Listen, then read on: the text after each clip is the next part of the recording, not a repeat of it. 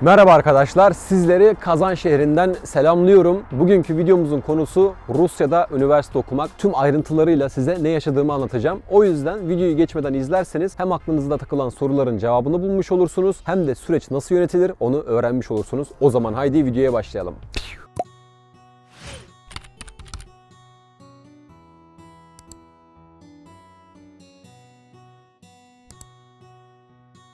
Rusya fikrine ben nasıl karar verdim? Ben ilk başta üniversiteye hazırlanıyordum ve bu yüzden Ankara'ya gittim. Ankara'da üniversite sınavına hazırlanırken bir uygulama vardı. Uygulamaya baktım. Uygulamada siz başka ülkedeki insanlarla mesajlaşıyorsunuz, onlara hediyeler gönderiyorsunuz, onlara para gönderiyorsunuz veya onlar size gönderiyor ve bu sayede siz belli bir puan var. Örnek veriyorum 100.000 puan, bir hediye 1000 puan, 100.000 puana ulaştığınızda uygulama size gitmek istediğiniz ülkeye gidiş ve geliş uçak bileti alıyor. Şu anda uygulamanın ismini bilmiyorum çünkü aradan yaklaşık 4-5 sene geçti, unuttum. O uygulamada ben Anastasia diye bir kızla konuşmuştum. Kendisi Krasnodar şehrinde yaşıyordu. İşte günlük endişelerimizden bahsediyorduk. İşte senin endişen ne ya? İşte dans ediyordum da başka insanlar bana bakıyor falan. Senin endişelerin ne Salih? Ya benim endişem işte üniversite sınavı var. Tekrar hazırlanıyorum. Ümitliyim ama hangi bölüme gitsem bilmiyorum falan filan derken bana dedi ki neden Rusya'ya gelmiyorsun? Allah Allah dedim, yani Rusya'ya geliniyor mu ki? Hani o zamanlar çünkü öyle bir aklınızı yıkıyorlar ki lisede, siz de bilirsiniz. İyi bir üniversiteye gitmeniz lazım. Aldığınız puanın çok güzel bölümlere yetmesi lazım. Hani sizi tek bir yerde tutuyorlar. Dünya şehirlerini anlatmıyorlar size. Dünya ülkelerini anlatmıyorlar. Mesela adamın belki parası var. Aylık 100.000 dolar kazanıyor. Bu adam oğlunu Amerika'ya gönderebilir ama çocuk bunu bilmiyor. Bilmediği için takılı kalıyor. Türkiye'de zaten bir insan psikolog olmak istediğinde matematik yapması gerekiyor. Fen yapması gerekiyor. Böyle bir saçmalık da yok zaten. Hiç kitap okumayıp diksiyonu inanılmaz derecede güzel, inanılmaz derecede temiz bir sürü insan var. Bu insanlar harap oluyor. Matematik yapmak zorunda kalıyor. Fen yapmak zorunda kalıyor. Bu bence saçma yani. Merhaba. Merhabalar. Öğrenciyiz galiba.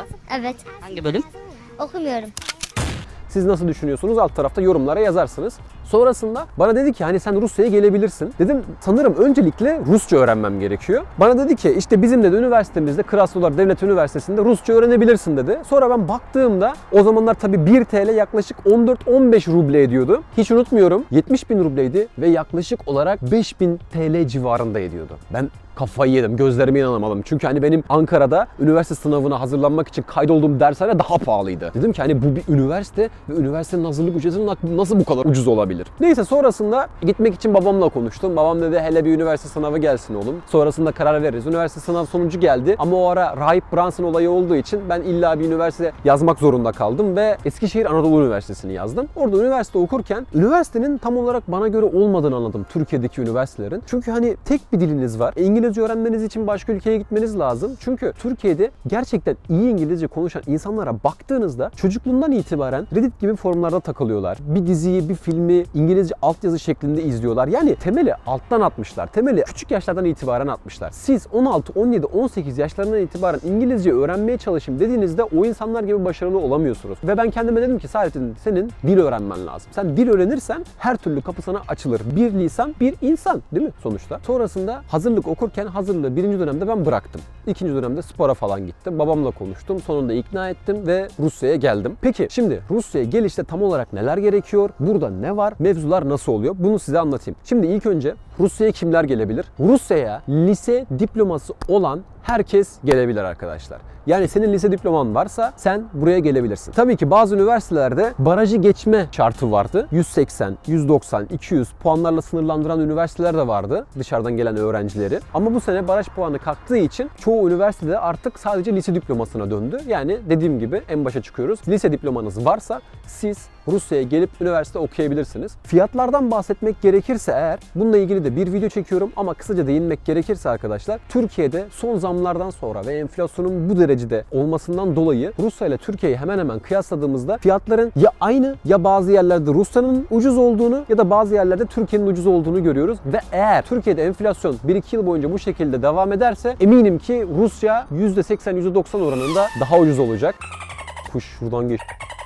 Peki burada tam olarak hangi şehirlerde üniversite okuyabilirsiniz? Petersburg şehrinde üniversite okuyabilirsiniz. Kazan şehrinde, Moskova şehrinde, Yekaterinburg şehrinde, Nijni şehrinde, Tomsk şehrinde. Bana sorarsanız üniversite tercihinizde mutlaka ne olur ne olmaz diye ilk 1000'de veyahut daha kendinizi garanti altına almak istiyorsanız ilk 400'de olan üniversiteleri seçmeniz gerekiyor. Ve ayrıca firma seçimi de inanılmaz derecede önemli. Çünkü Rusya ve Ukrayna arasında olan savaştan dolayı Ukrayna'ya öğrenci götüren firmaların hemen hemen hepsi Rusya'ya öğrenci getirmeye çalıştığı için bu sene burada çalışan firma 3 ise 30 oldu. Bu ne demek? %80'i %90'ı daha hiç öğrenci getirmedi demek. Bununla ilgili size videonun sonunda bir yer tavsiye edeceğim zaten. Şimdi avantajlarınız neler? Avantajlarınızı hemen size söyleyeyim. Öncelikle buraya geldiğinizde eğer ki Rusça konuşursanız, Rusçayı öğrenmeyi kendi kafanıza koyarsanız Rusça bir dil olarak ekleniyor size. Sonrasında burada seçtiğiniz bölümde ikinci yabancı dili de görüyorsunuz illaki. Eğer ki İngilizceniz çok iyi ise üçüncü yabancı dili görüyorsunuz. Yani örnek veriyorum, bunu nasıl açıklayacağım? Mesela benim İngilizcem iyi ama o kadar iyi değil. Benim o yüzden gördüğüm yabancı diller Rusça ve İngilizce. Ama eğer sizin İngilizceniz çok iyi ise sizin göreceğiniz yabancı diller Rusça ve seçeceğiniz bir dil olur. Yani İspanyolca olur, Fransızca olur, Arapça olur, Çince olur. Bu tür dilleri size gösteriyorlar. Şimdi beni dinlerken aklınıza şöyle bir şey geliyor olabilir. Bu neden hayal satıyor? Bu neden saçmalıyor? İnanın gerçekten Ankara'da ben üniversiteye hazırlanırken sınıfın ortasında hocayla konuşuyordum. Ve dedim ki hocam ben Rusya'ya gideceğim. Sınıfın içinde bir kahkaha kopmuştu. Beni şu anda o sınıfta olan arkadaşlarım izliyorlarsa o anıyı hatırlarlar. Üniversiteye mi gideceksin? Hem de Rusya'ya mı? Almazlar ki seni. Oğlum paran yetmez la. Bir sürü şey var. Çünkü insanlar hiçbir şekilde bu mevzuyu bilmiyor ve bu konuda da bilgilenmeniz gerekiyor. Ve konuya devam edecek olursak arkamda gördüğünüz üniversite Kazan Federal Üniversitesi. Bunun birinci kampüsü burada, beden eğitimi yeri burada, hazırlık fakültesi burada, İTİZ binası yani yazılım tarzı mühendislikler burada, uluslararası ilişkiler yani İMO şu tarafta, yani şehrin içine yayılmış bir şekilde bu. Ayrıca bu üniversitenin yurdu da Rusya'nın en iyi yurdu olarak geçer. Drevnia yurdudur. 2013-2014 yıllarında yapılan Drevnia yurdu, Kazan Federal Üniversitesi'nin yurdu Rusya'nın bana göre en iyi yurdudur ve gayet uygun fiyatlıdır. Orada sosyalleşebiliyorsunuz. Bir sürü kafeler var, bir sürü etkinlikler var. Daha bugün 4 günlük konser etkinliğine başladılar. League of Legends oynayabiliyorsunuz. Masaüstü bilgisayarları kuruyorlar ortaya. Boks müsabakaları için boks ringleri kuruyorlar ortaya. Sonrasında Rusya'dan veyahut yurt dışından gelen bir sürü şarkıcı oluyor. Bir sürü DJ oluyor. Onlar konser vermeye başlıyorlar. Ve bu etkinliğe katılmak ücretsiz. Kazan Federal Üniversitesi her sene 2 defa Eylül-Ekim aylarında ve Nisan-Mayıs aylarında 2 defaya mahsus olmak doğrultusunda bunu yapıyor. Peki neden ilk 400'deki üniversite dedim veyahut ilk 1000'deki üniversite dedim? Çünkü ilk 400'deki üniversiteyi seçtiğinizde tabii ki doğal olarak sıralaması daha iyi olmuş olacak ve aynı zamanda siz Türkiye'ye yatay geçiş yapabiliyor olacaksınız ve ayrı olarak ilk 1000'deki üniversitelerde ise Türkiye bu üniversiteyi tanıyor olacak. İlk 400'deki üniversitenin iki avantajı sıralamasının daha iyi olması ve sizin yatay geçiş yapabilmeniz.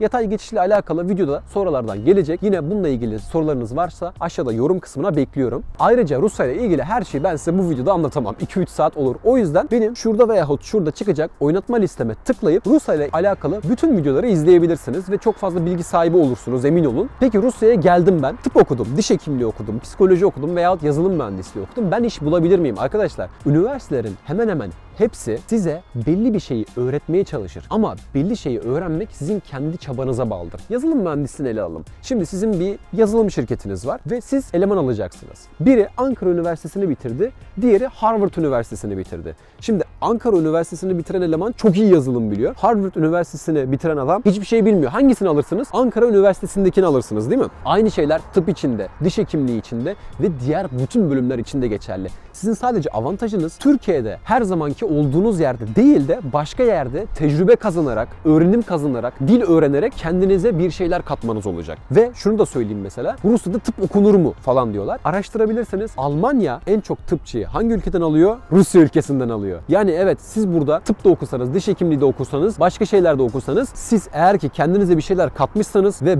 bölümü gayet güzel bir şekilde bitirip bilgi ve donanımınız gayet yüksek olursa siz evet iş bulabilirsiniz. Geldik turnanın zırt dediği yere, danışman seçimine. Danışman seçimi gerçekten önemlidir. Çünkü yanlış danışman seçiminde size A üniversitesini vaat edip B üniversitesine yazdıranlar mı dersiniz? Siz buraya geldiğinizde sizi havalimanından almayı vaat edip, sizi yerleştirmeyi vaat edip bunların hiçbirini yapmayanlar mı dersiniz? O tür şeylere maruz kaldığınızda Rusya sizin için gerçekten çekilmez dereceye gelmiş oluyor. Davetiyenizi çıkartmayı unutanlar olsun mesela. Siz Eylül ayında gelmeyi bekliyorsunuz. Mart, Nisan aylarında geliyorsunuz ve annenizin, babanızın söylemlerinden dolayı Rusya'dan bıkabiliyorsunuz. Oğlum Eylül'de gidecektin, Mart'ta, Nisan'da gideceksin. Artık şimdi Rusçayı nasıl öğreneceksin falan filan tarzında. O yüzden şimdi yorum kısmına bir numara sabitleyeceğim. Oradan iletişim kurabilirsiniz. Ayrı olarak Instagram hesabım da var. Instagram hesabımdan da bana yazabilirsiniz. Rusya'da eğer üniversite okumak istiyorsanız doğru yerdesiniz. Neyse arkadaşlar, diyeceklerim bu kadar. Oynatma listesinden de dediğim gibi sağda veyahut solda çıkan Rusya'da Yaşam adlı oynatma listemi izleyip Rusya hakkında iyice bilgi sahibi olabilirsiniz. Videoyu beğendiyseniz videoyu beğenmeyi, kanala abone olmayı, yorum yapmayı unutmayın. Kendinize iyi bakın. Görüşmek üzere. Bay bay.